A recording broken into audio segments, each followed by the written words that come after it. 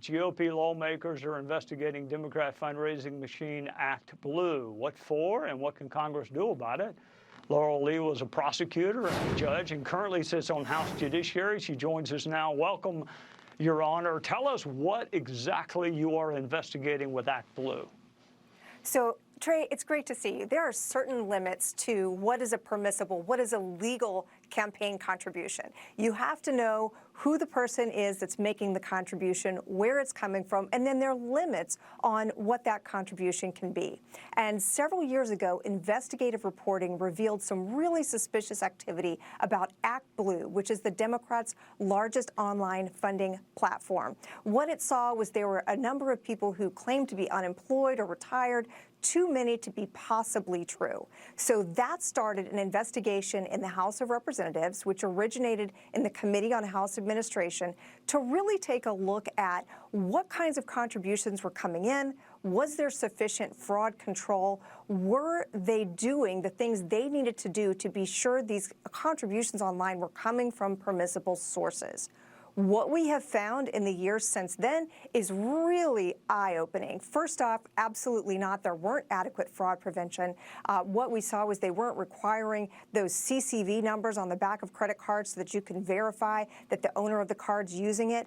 They were allowing contributions to come in using gift cards, in some cases from foreign sources. So there's just a lot that we need to explore to understand really who knew it, what did they know, and did they let it go on even once they realized there was a problem? Is ActBlue and are the Democrats cooperating with this investigation? I mean, it's hard to get people to cooperate, but do they care about foreign donations and the like? So after all of this started to come to light, they did institute some additional fraud measures. But even now, as the investigation goes on, we're learning more and more about people who were working at ActBlue that may have had knowledge about what was happening.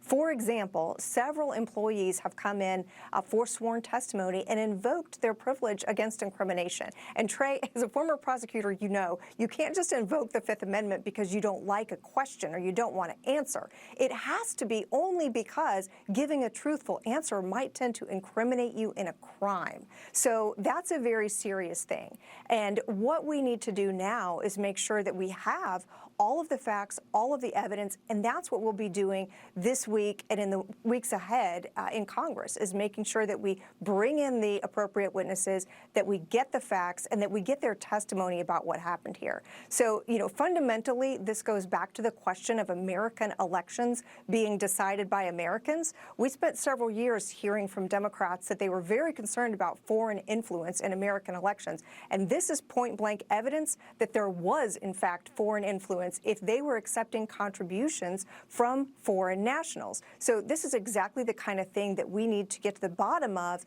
if we are going to ensure that we're all playing by the same rules and that there's a high degree of transparency and integrity in our elections.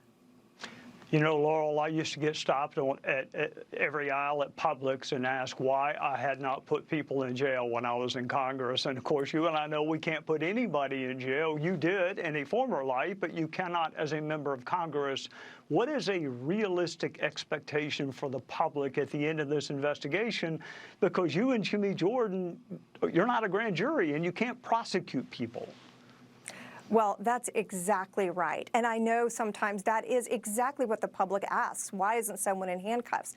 And that's not the role of Congress. It's actually very important that that's an executive branch function. That's the Department of Justice. And, you know, what we do in Congress is investigate, provide that transparency. And where it's appropriate, we can refer people and events to the Department of Justice for them to take a look at whether there's a factual basis to bring a criminal charge. But for us, our number one goal is two things. First is transparency. Make sure that we find out what's happened and that we tell the American public so that they know. And then second, to be sure that we are following our own laws and that where there need to be changes, if we need to change the law, if we need to do something to make sure that everybody is acting ethically and everybody is acting by the same rules, then we can do that. That's our role in Congress, oversight and lawmaking. Jimmy Jordan is lucky to have somebody with your background and your acumen on his committee. Congresswoman, thank you for joining us on a Sunday night. Thanks for having me, Trey.